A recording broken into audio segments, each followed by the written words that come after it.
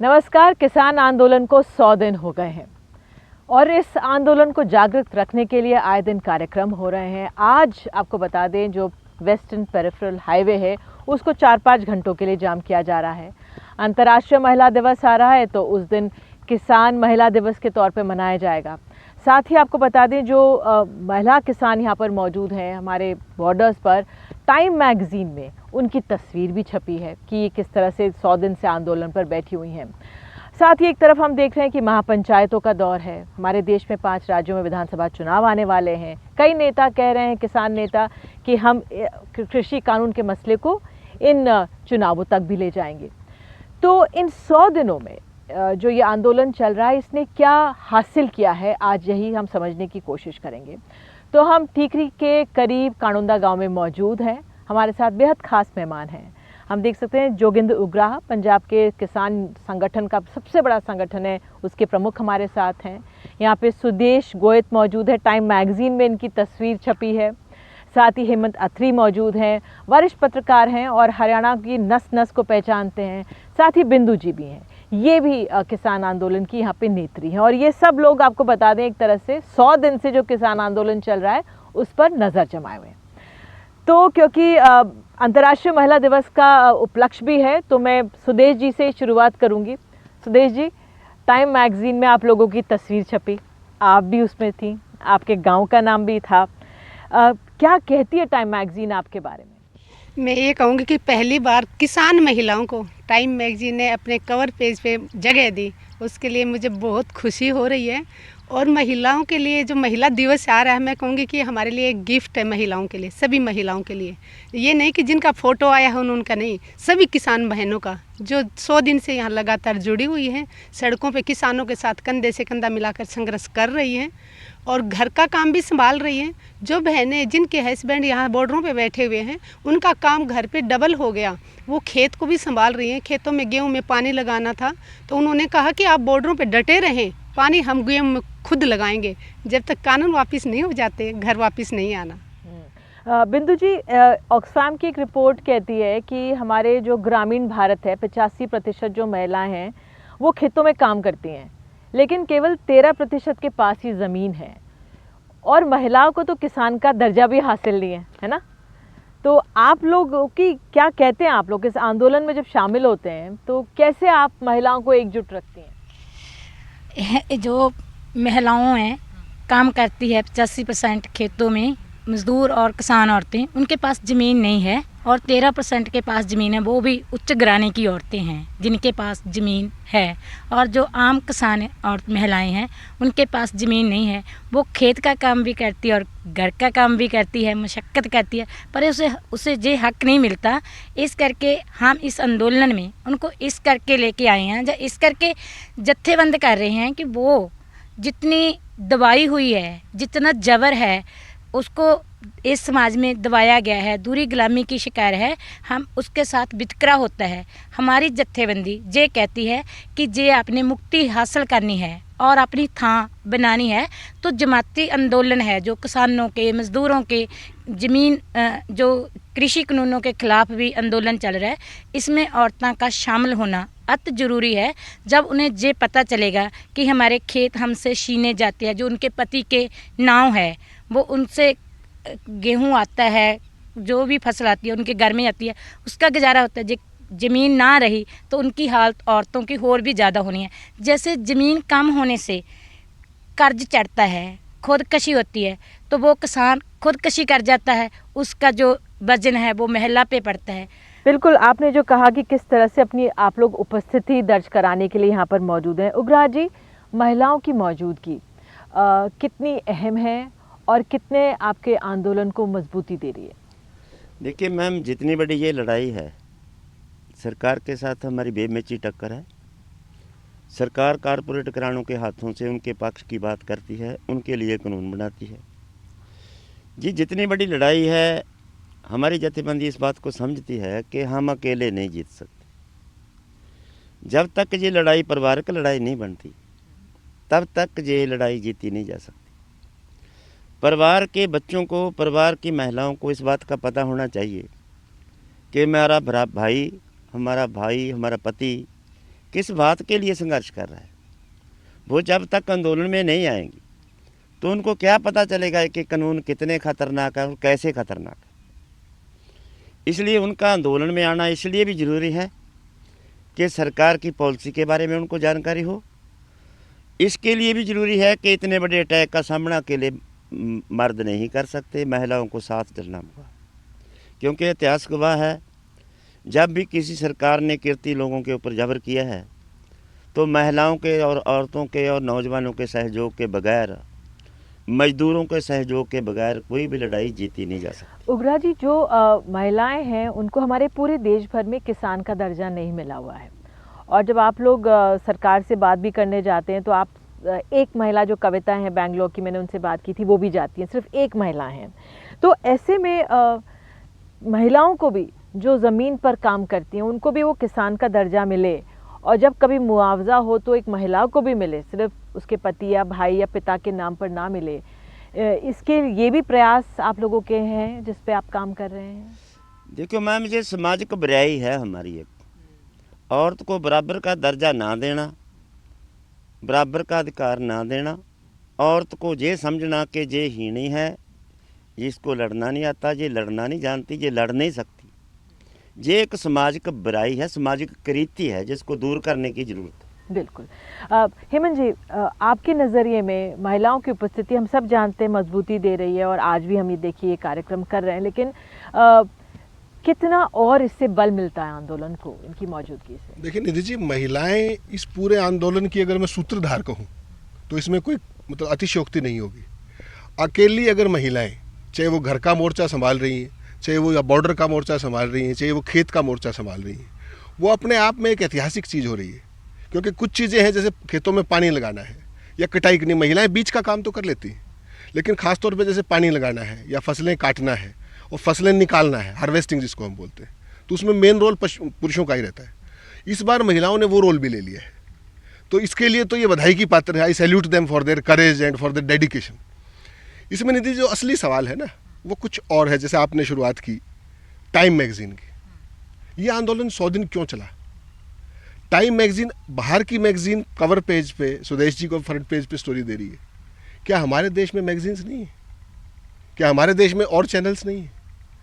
मैं ये कहता हूँ ये आंदोलन किसान आंदोलन है ही नहीं, ये अन्न का आंदोलन है और ये जन का आंदोलन है। इसको समझना पड़ेगा।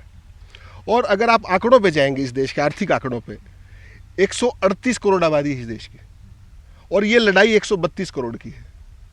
6 करोड़ कौन है उनका मुझे नाम लेने की जरूरत नहीं है। They are about certain things, जिनको इन चीज़ों से बहुत फर्क नहीं पड़ता। मेरी चिंता केवल इतनी है कि एक डेमोक्रेटिक सेटअप में, दिल्ली की देश की राजधानी है, पूरी दुनिया के इतिहास में आपको ऐसा नहीं मिलेगा उदाहरण पिछले 100 साल के समकालीन इतिहास में, कि 100 दिन तक राजधानी के सारे रास्ते बंद हैं और सरकार किसी निष्कर्ष पे नहीं पहुंच रही है। अब हेमंत जी, मैं इस बात पे आगे बढ़ूंगी, लेकिन एक महिला से जुड़ा एक और सवाल मैं पूछना चाह रही थी। एक आंकड़ा मैंने ये भी पढ़ा सुदेश जी कि 2003-4 में जो महिलाओं को मेहनताना पुरुषों के मुकाबले मिलता है वो करीब 70% के करीब है, और 2013-14 में आते आते 93% का अंतर है।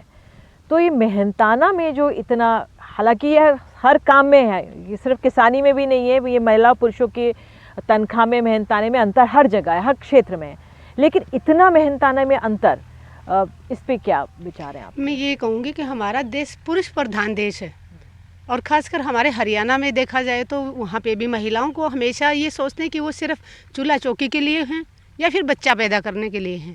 लेकिन धीरे धीरे अभी चेंज आ रहा है। हमारी बेटियां, अगर बैलगाड़ी हमारी माताओं ने चलाई, हमने भी बैलगाड़ी चलाई है, लेकिन आज हमारी बेटियां हवाई जहाज़ तक उड़ा रही हैं। अगर बेटियों को मौका दिया जाए तो बेटियां वो काम कर सकती हैं जो पुरुष कर सकते हैं। तो धीरे धीरे आएगा, इसमें बदलाव आएगा। अभी हम किसान आंदोलन से आप बात करूंगी, हमारी जो ताइयां आती हैं गांव से, हम उनसे पूछते हैं कि आप ताई कुछ अपने विचार रखेंगी? नहीं बेटी, मैं तो कभी स्टेज पे नहीं चढ़ी। नहीं बेटी, मुझे डर लगा इस माइक से। तो मैंने कहा ताई जी, माइक मैं पकड़ूंगी, आप चलो 2 नारे लगवा दो। वो ताई घूंघट निकाल के 2 नारे लगवा के गई। अगली बार जब वो ताई वापस आई, कहती है बेटी मैंने है ना गीत याद करके आई हूँ और मैं गीत गाऊंगी। तो मुझे बड़ी खुशी हुई कि हमारी माताएं बहनें जागरूक हो रही हैं और एक हिम्मत कर पा रही हैं कि वो इतनी लाखों की भीड़ में स्टेज पे जाके बोलने की हिम्मत कर पा रही हैं। और वो ताई अनपढ़ भले ही हों, लेकिन उनके जो आप विचार सुनेंगे बहुत अच्छी बातें बताती हैं। ये भी तो कहा जा रहा है ना कि महिलाएं बुजुर्ग सब वापस चले जाएं। वो देखिए सरकार बोल रही है कि महिलाओं और बच्चों को घर चले जाना चाहिए। प्रधानमंत्री जी से एक ही बात कहना चाहूँगी, नारी कोमल है, कमज़ोर नहीं है। और नारी अभी अगर अपने अपने बाप दादा यहाँ अकेले सड़कों पे बैठे हुए हैं अपने हक के लिए, तो नारी चैन से घर में नहीं सो सकती। हम माताएं बहनें खेत में कंधे से कंधा मिलाकर काम करते हैं, पुरुषों के बराबर, घर में बराबर काम करती हैं। बिंदु जी, चिंताएं क्या हैं जो महिलाएं यहाँ पे हैं, उनकी चिंताएं क्या हैं? उनकी चिंता ये है कि जो ज़मीन है ये खुसने का डर है, और रोज़गार नहीं है, और जो कर्ज है उस बढ़ने का डर है। इसलिए उनको ये डर लगता है कि जो हमारे पास थोड़ी थोड़ी ज़मीन है ये चली गई, फिर हम कैसे जिएंगे। ज़मीन की बात उठाई, अब मैं उस पर आती हूँ। उग्रा जी, बार बार एक तरह से सरकार कहती है कि ये एक भ्रम फैलाया जा रहा है किसानों में कि ज़मीन छीन ली जाएगी। भाई ये तो खेती के लिए कॉन्ट्रैक्ट है, ज़मीन के लिए तो है नहीं, तो क्यों भ्रमित किया जा रहा है किसानों को? देखिए मैम, सरकार कभी भी जब वार करती है इनडायरेक्ट वार करती है। हम बोलते हैं जब सरकार ने किसी मनुष्य को जहर देना होता है ना, उसके ऊपर मीठा लेप चढ़ता है। हम मीठे के भलेखे में खा जाते हैं तो मौत होती। अभी हमें पता चल गया अभी सरकार हमारे साथ चालाकी कर रही है। ये तो कभी भी हरी क्रांति के समय भी नहीं बताया किसी ने भी हरी क्रांति आपका क्या कर देगी। हरी क्रांति ने हमारा जो भाईचारा था वो ख़त्म कर दिया, पानी गंदा कर दिया, हवा गंदी कर दी, फसलों पर कर्जा है, दाना दाना कर्जई है, मरला ज़मीन का कर्जई हो गया, हमारा दूध चला गया, मखनी चला गया, सारा कुछ बिक गया, बच्चों को रोज़गार नहीं, खुदकुशियाँ कर रहे हैं हम। हमारे पंजाब में का आंकड़ा मेरे पास है कि पंजाब में पिछले साल 2020 में 2 लाख परिवार ज़मीन बेच के बेले हो गए। कहीं नहीं लिखा हुआ कि हम आपकी ज़मीन लेंगे। क्या हुआ? इनपुट्स बढ़ गया, आउटपुट हुआ नहीं, बच्चों को रोज़गार नहीं, विद्या महंगी है, इलाज महंगा है, पानी मूल्य का खरीदना पड़ता है, पानी नीचे चला गया, बड़ी मोटरें डालनी पड़ती हैं, बड़े ट्रैक्टर लेकर आने पड़ते हैं, इनपुट्स ज़्यादा हैं। खेती का धान देते हैं, एमएसपी देते हैं, ठीक है ये बात। अभी एमएसपी से भी हमारा गुजारा नहीं होता, जितना हमारा लागत खर्च है उससे कहीं कम हम कीमत मिलती है, इसलिए हमारे पर कर्जा चढ़ता है। हमारे घर की ज़रूरत है जो खेती आमदन से पूरी नहीं होती, तब हमें ज़मीन बेचनी पड़ती है। ऐसा ही है, इस कानून में ऐसा ही है। लेकिन आप ये भी तो देखो कि प्रधानमंत्री ये कह रहे हैं कि कंपलसरी नहीं है, जिस किसान को ये कृषि कानून या इसके तहत कॉन्ट्रैक्ट के तहत अपनी फसल नहीं बेचनी तो वो ना बेचे, तो एक कंपलसरी तो है नहीं। देखिए मैम, खेती करना क्या कंपलसरी है हमारे लिए? जो बोलता है भी ये बात नहीं है, कंपलसरी नहीं। देखिए कंपलसरी नहीं है, कंपलसरी वो कह सकता है कि कॉन्ट्रैक्ट करना आपके लिए कंपलसरी नहीं है।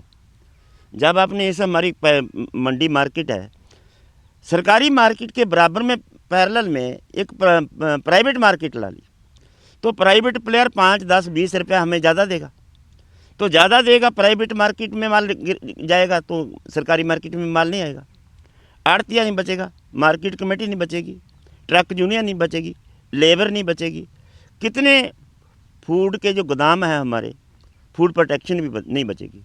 सरकारी प्लेयर के पास जाएगा ना माल, एमएसपी रखने से क्या फ़ायदा होगा? सरकारी खरीद ही नहीं होगी। जब मंडी में मार्केट नहीं आएगी, मार्केट में खरीद एजेंसी आ जाएगी, क्या इट्टें खरीदेगी सरकारी मार्केट से?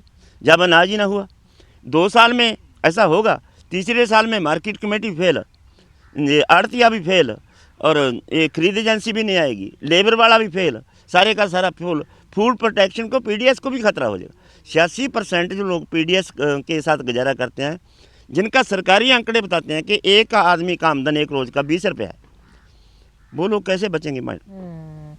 अथरी जी, जो ये वाकई में जो कंपलसरी नहीं है और जो ये ज़मीन जाने का डर है, वो कितना ठोस है? देखिए नीति जी, कोई भी कानून जब देश में बनता है, एक होता है कानून बनाना और एक होते हैं उसके फॉलआउट्स। कोई भी सरकार, कितनी भी निरंकुश सरकार हो, वो ये कभी नहीं कहेगी कि आपकी ये चीज़ चली जाएगी या ये चीज़ चली जाएगी। ये सारे उसके फॉलआउट्स होते हैं, ये उसके परिणाम होते हैं। जैसे उग्राह जी ने, क्योंकि बहुत ही तजुर्बेकार और सबसे संघर्षशील नेता, इन्होंने कहा, मैं उस बात से 100% सहमत हूँ। कारण समझिए क्या है, जब आपने ऐसी स्थितियाँ क्रिएट की, ये जो आंदोलन आप देख रहे हो ना, ये यहाँ तक नहीं है, ये वर्ल्ड ओवर फिनोमिना है। इसको अगर आप देखेंगे तो ये जो एग्रीकल्चर लैंड है वो तो कह रहे हैं हमने चाहिए ही नहीं, हम कॉन्ट्रैक्ट करिए मत करिए। इस देश में 7,000 मंडियाँ हैं सरकारी, ज़रूरत है 42,000 मंडियों की।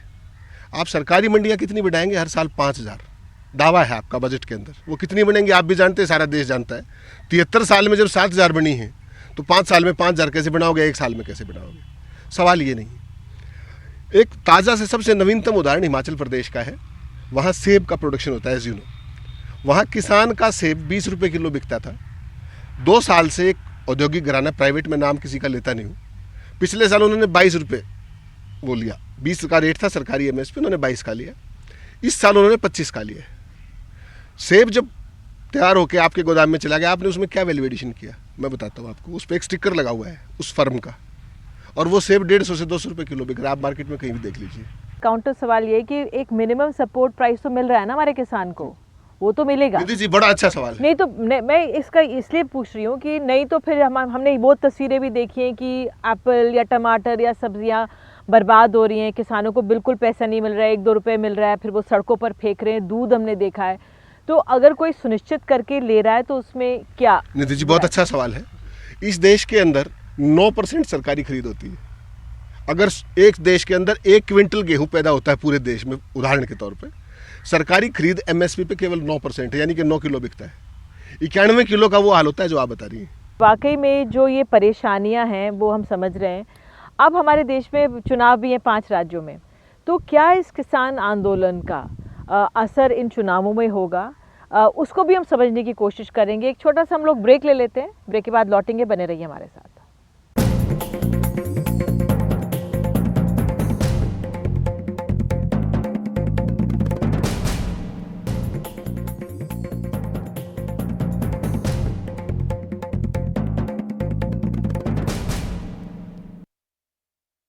तो हमारे 5 राज्यों में विधानसभा चुनाव होने वाले हैं। पश्चिम बंगाल में जो तमाम केंद्र सरकार है और राज्य सरकारें जी तोड़ कोशिश कर रही है, एक जमकर मुकाबला हो रहा है।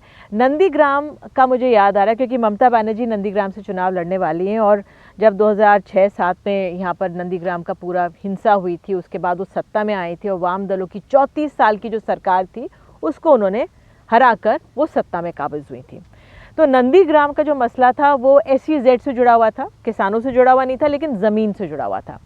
तो क्या अब के जो कृषि कानूनों का जो ये आंदोलन चल रहा है, इतने दूर दराज में जो ये चुनाव हो रहे हैं उस पर असर पड़ेगा? यही मैं समझने की कोशिश करूँगी। अत्रे जी, आपसे शुरुआत करती हूँ कि आपको लगता है कि जो ये विधानसभा के हमारे चुनाव हो रहे हैं, इसमें कुछ यहाँ पे जो दिल्ली के बॉर्डर पर आंदोलन, उसका असर पड़ेगा? देखिए निधि जी, निर्णायक असर तो नहीं पड़ेगा।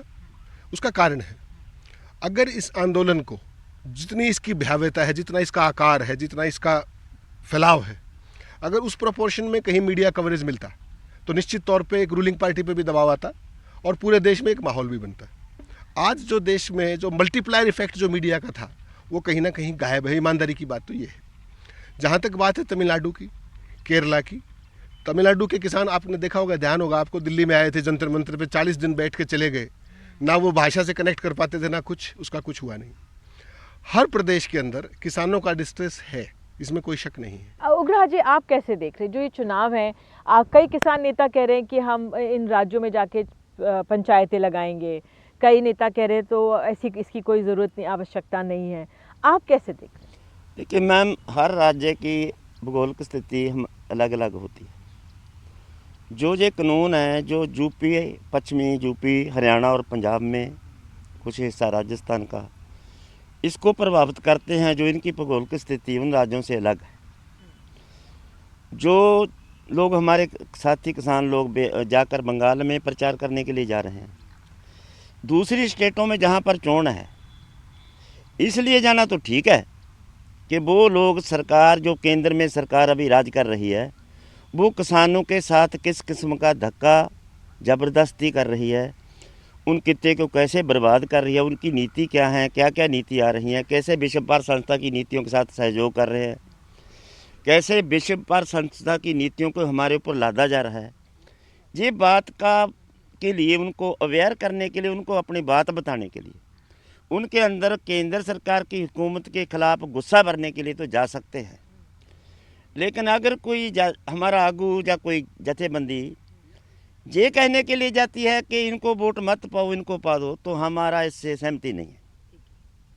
बिल्कुल ठीक है, आप किसानों की बात करना चाहते हैं जी। ठीक बात है। मैं एक और उग्रा जी एक सवाल और आपसे जानना चाह रही थी कि जो आत्महत्या की दर है सबसे ज़्यादा महाराष्ट्र में से आंकड़ा दिख रहा था मुझे, और जिस तरह से अभी हेमंत जी ने याद दिलाया कि तमिलनाडु के किसान आए थे और किस तरह से उन्होंने जो स्कल्स हैं वो तक उनकी मालाएं पहनी थी क्योंकि जो किसान मर गए थे।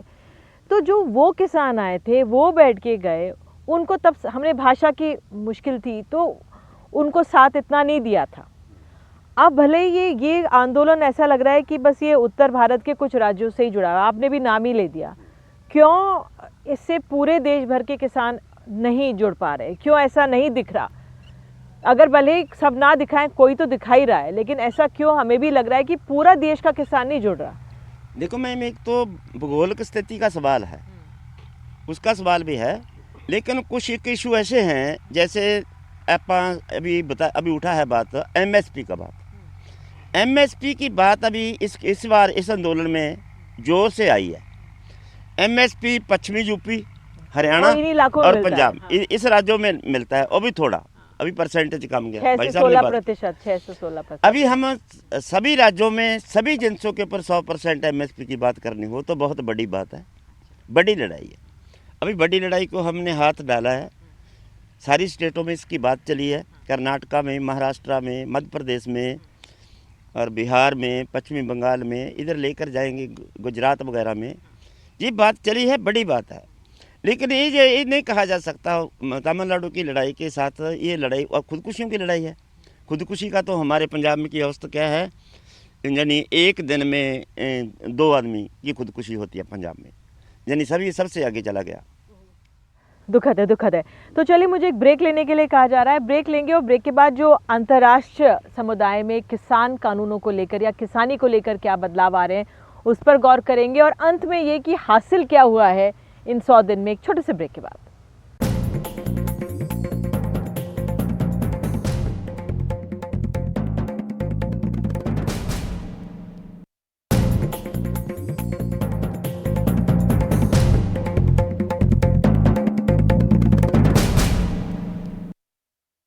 तो अब हम समझने की कोशिश करेंगे 100 दिन के किसान आंदोलन ने हासिल क्या किया है। बिंदु जी, तो क्या हासिल क्या हुआ है इन 100 दिनों में? मैडम, इस 100 दिन जो किसान अंदोलन ਚੱਲਿਆ ਇਹਦੇ ਵਿੱਚ ਬਹੁਤ ਵੱਡੀਆਂ ਪ੍ਰਾਪਤੀਆਂ ਕੀਤੀਆਂ ਨੇ। ਮੁਸ਼ਕਲਾਂ ਦੇ ਬਾਵਜੂਦ ਵੀ ਬਹੁਤ ਕੁਝ ਹਾਸਲ ਕੀਤਾ ਹੈ ਕਿ ਜੋ ਔਰਤਾਂ ਘਰਾਂ ਚੋਂ ਬਾਹਰ ਨਹੀਂ ਸੀ ਨਿਕਲਦੀਆਂ, ਉਹ ਘਰਾਂ ਚੋਂ ਬਾਹਰ ਆਈਆਂ ਨੇ, ਮਰਦ ਦੇ ਬਰਾਬਰ ਮੋਢੇ ਨਾਲ ਮੋਢਾ ਲਾ ਕੇ ਖੜੀਆਂ ਨੇ। ਨੌਜਵਾਨ ਆਏ ਨੇ, ਕਿਸਾਨ ਆਏ ਨੇ, ਹਰਿਆਣਾ, ਰਾਜਸਥਾਨ, ਪੰਜਾਬ, ਇਹਨਾਂ ਕਿਸਾਨਾਂ ਦਾ ਆਪਸ ਵਿੱਚ ਦੀ ਜਿਹੜੀ ਜੋਟੀ ਪਈ ਹੈ, ਮਜ਼ਬੂਤੀ ਹੋਈ ਆ। बिल्कुल। सुदेश जी, मैं यही कहूँगी कि ये आंदोलन आप बोल रहे हैं कि हरियाणा पंजाब ने शुरू किया था, लेकिन आज ये पूरे देश का आंदोलन बन चुका। टिकरी बॉर्डर पे कर्नाटका से, केरला से, आंध्र प्रदेश से और तमिलनाडु से 5 स्टेट के एक दिन एक साथ बहुत सारी महिलाएं आई। सबसे खुशी की बात यह है कि किसानों के साथ महिलाएं बहुत ज़्यादा संख्या में थी। और हमारे उड़ीसा के लोग भी वहाँ पहुँचे। उड़ीसा से एक लड़का 17 दिन लगातार साइकिल चला के टिकरी बॉर्डर पहुँचा। महाराष्ट्र से बहुत सारी किसान महिलाएं यहाँ पे पहुँची हैं।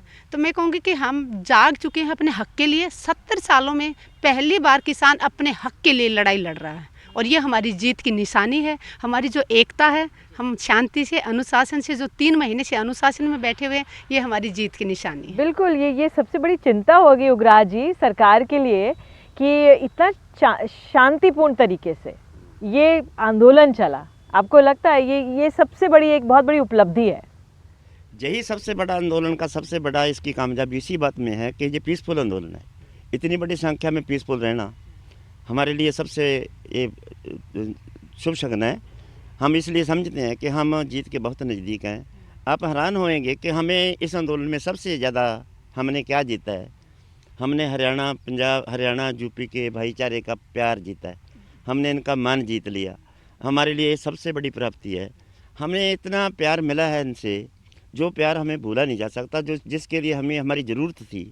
सारे लोगों को, कृतियों को एक साथ इकट्ठे होना, एक जोटी पा के जंगा। चलेगा कब तक आंदोलन? क्योंकि सरकार का तो रुख आप जान गए। देखिए मैम, लड़ाई चलेगी जीत तक लड़ाई चलेगी। लेकिन इसका ये नहीं होता, निशाना होता कि किस पड़ाव तक जाएगी। पड़ाव कौन सा है? पंजाब में एक पड़ाव था, दिल्ली में एक पड़ाव है। ये पड़ाव कब तक चलता है? पड़ाव बदलने से लड़ाई खत्म नहीं हो जाती। कोई टाइम लिमिट, साल 2 साल?